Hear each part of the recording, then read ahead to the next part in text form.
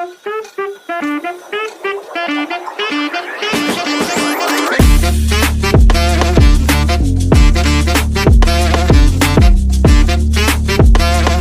राधे दोस्तों। अब हम इलस्ट्रेशन 1 सॉल्व करने वाले हैं, बट उससे पहले आपको कुछ कंसेप्ट सीखना जरूरी है। अगर आपको कंसेप्ट आएगी उसके बाद ही आप इलस्ट्रेशन 1 इजीली सॉल्व कर पाओगे। ठीक है, तो कंसेप्ट क्या है? Condition regarding the declaration of dividend out of general reserve. देखिए, मैं आपको एक कंसेप्ट एग्जाम्पल की मदद से सिखाऊंगा। समझिए कि एग्जाम्पल है, आपके पास नेट प्रॉफिट है 5 लाख का और आपको डिविडेंड डिविडेंड डिक्लेयर करना है 10 लाख का।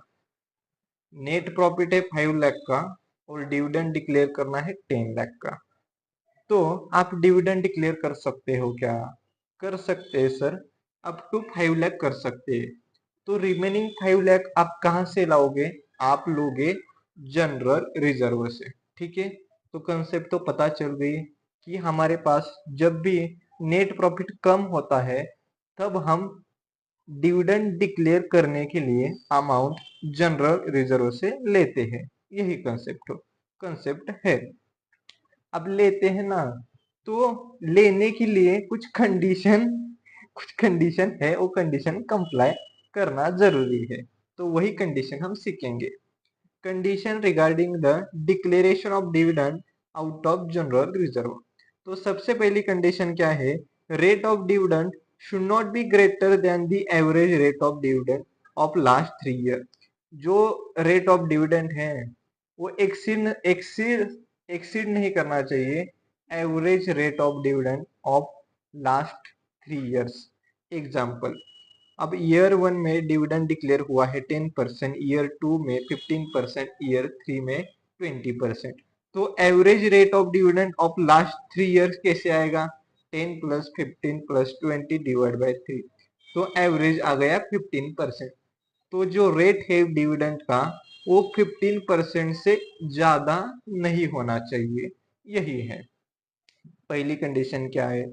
Rate of dividend should not be greater than average rate of dividend of last 3 years. तो फर्स्ट कंडीशन हो गई। सेकेंड कंडीशन की ओर चलते हैं।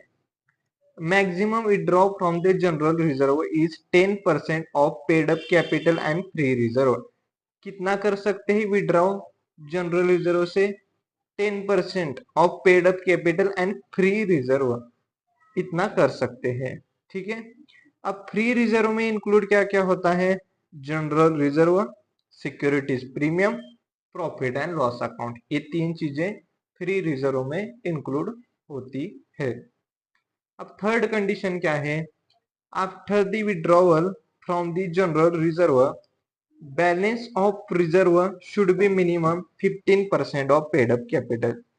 जब भी मैं विड्रॉ करूंगा जनरल रिजर्व से, तो जनरल रिजर्व कितना होना चाहिए?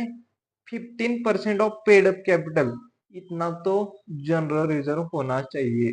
ठीक है, फिर से बताता हूँ। जब भी मैं विड्रॉ करूंगा जनरल रिजर्व से, तो जनरल रिजर्व की अमाउंट कितनी होनी चाहिए? 15% ऑफ पेड अप कैपिटल, इतनी तो मिनिमम होनी ही चाहिए। अगर तीनों कंडीशन सेटिस्फाइड हो जाती है तब हम डिविडेंड डिक्लेयर कर सकते हैं out of the general reserve. If all the 3 condition are satisfied, then company can declare dividend out of general reserve. ठीक है, अब आपको क्या करना है? ये जो कंडीशन है ना, उसको याद करना है और बिना देखे बोलना है और लिखना है। अगर आपने ये सब किया तो इलस्ट्रेशन 1 और जो भी question which is related to declaration of dividend out of the general reserve, वो आप इजीली सॉल्व कर पाओगे। ठीक है, इलस्ट्रेशन 1 रीड करते हैं।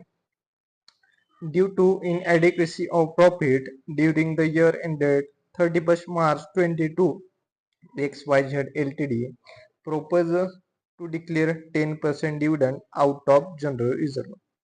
क्या कर रही है XYZ Ltd? 10% डिविडेंड डिक्लेयर करना चाहती है। From the following particulars, ascertain the amount that can be utilized from the general reserve according to the companies. हमें क्या करना है, हम कितना जनरल रिजर्व से ले सकते हैं अमाउंट, वो हमें निकालना है। अब नीचे डाटा दिया है 9% प्रेफरेंस शेयर्स ऑफ ₹100 ईच, फिर इक्विटी शेयर्स दिया है, फिर जनरल रिजर्व दिया है, फिर कैपिटल रिजर्व दिया है, फिर रिवैल्यूएशन रिजर्व दिया है, net profit for the year ended 31 मार्च 22 दिया है। उसके बाद average rate of dividend during the last 3 years दिया है, दैट इज 12%। इलिस्ट्रेशन 1 में क्वेश्चन बोल रहा है कि हमें अमाउंट निकालनी है, कितना हम विड्रॉ कर सकते हैं जनरल रिजर्व से। तो मुझे क्या करना पड़ेगा, नेट प्रॉफिट से डिविडेंड माइनस करना पड़ेगा, तभी जाके पता चल सकता है कि हम कितना अमाउंट विड्रॉ कर सकते हैं फ्रॉम दी जनरल रिजर्व से। ठीक है, तो मैं फर्स्ट लिखूंगा net profits during the year that is 3 lakh. अब उसमें से मैं फर्स्ट प्रेफरेंस डिविडेंड माइनस करूंगा, क्योंकि हमेशा प्रेफरेंस डिविडेंड ही माइनस होगा। ठीक है, तो कितना है 9% इंटू 17,50,000।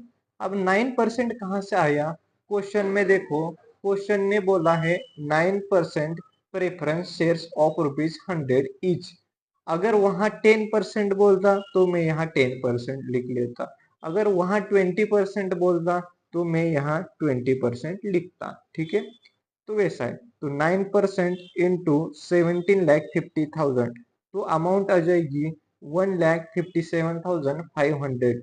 अब मैं क्या करूंगा, 3 लाख में से माइनस करूंगा और देखूंगा, तो आएगी amount 1,42,500, that is earning available for distribution of equity share holders.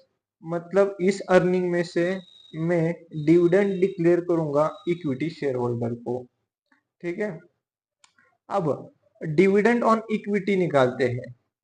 80 lakh into 10%, 10% rate given है, तो डिविडेंड ऑन इक्विटी आ जाएगा 8 लाख, 8 लाख आ जाएगा। हमारे पास प्रॉफिट है 1,42,500 और हमें डिविडेंड डिक्लेयर करना है 8 लाख का। तो 8 लाख माइनस 1,42,500, तो आ जाएगी अमाउंट 6,57,500। इतना अमाउंट हमें जनरल रिजर्व से विड्रॉ करना पड़ेगा। ठीक है, अब आप ये पूछेंगे कि यार यहाँ तो आंसर खत्म हो गया। नहीं, क्योंकि जब भी हम विड्रॉ करते हैं amount from the general reserve से, तब हमें कंडीशन चेक करना पड़ता है। ठीक है, इतना कर सकते हैं। अब ना देखते हैं कंडीशन, कंडीशन सेटिस्फाइड हो रही है तभी हम विड्रॉ कर सकते हैं, अदरवाइज नहीं करेंगे। सो फर्स्ट कंडीशन क्या है, rate of dividend should not be exceed than the average rate of dividend of last 3 years.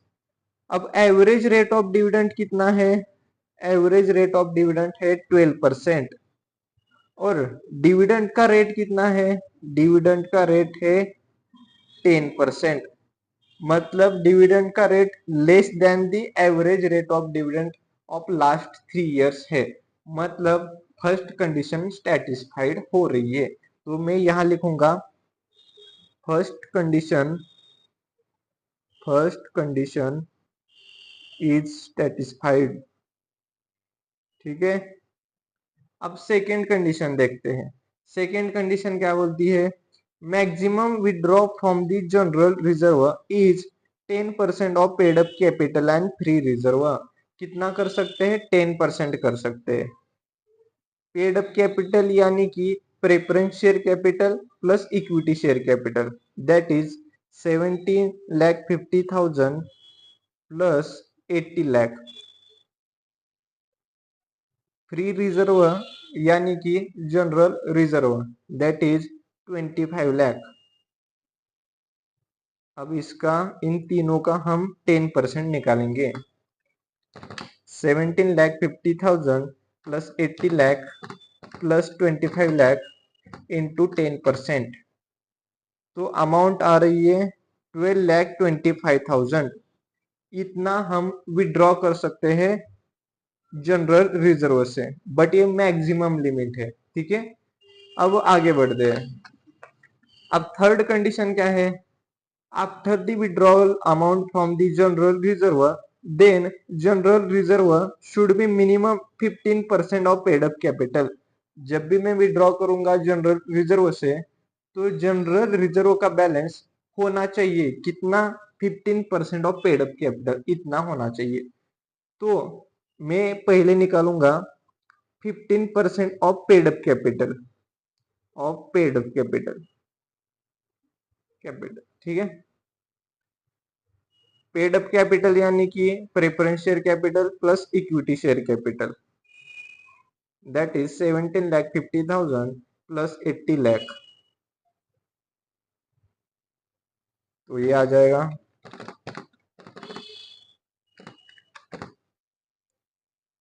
14,62,500। इतना बैलेंस तो बचना चाहिए जनरल रिजर्व में। ठीक है, अब देखते हैं balance. Balance in general reserve after the withdrawal, after the withdrawal. ठीक है, जनरल रिजर्व का बैलेंस कितना है? 25 लाख। हमें कितना चाहिए? हमें चाहिए 6,57,500, 6,57,500। देखते हैं अमाउंट कितनी आ रही है। ये आ रही है 18,42,500। अब इतना बैलेंस बच रहा है, और इतना तो होना ही चाहिए, इतना तो होना ही चाहिए, ये मिनिमम है। और हमारा बैलेंस कितना बच रहा है? इतना बच रहा है। मतलब क्या है? कंडीशन सेटिस्फाइड हो रही है। ठीक है, so condition is satisfied, condition is satisfied, so all the three conditions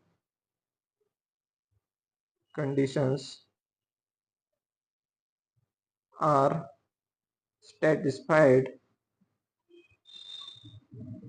so company can declare dividend out of general reserve, out of general reserve. तीनों कंडीशन सेटिस्फाई हो रही है तो कंपनी डिक्लेयर कर सकती है। अब ये फिर से बताता हूँ थर्ड वाला। देखिए, इतना तो मिनिमम बैलेंस बचना चाहिए, पर बच कितना रहा है? इतना बच रहा है, मतलब कंडीशन सेटिस्फाई हो रही है। ठीक है, तो यही था इलस्ट्रेशन 1।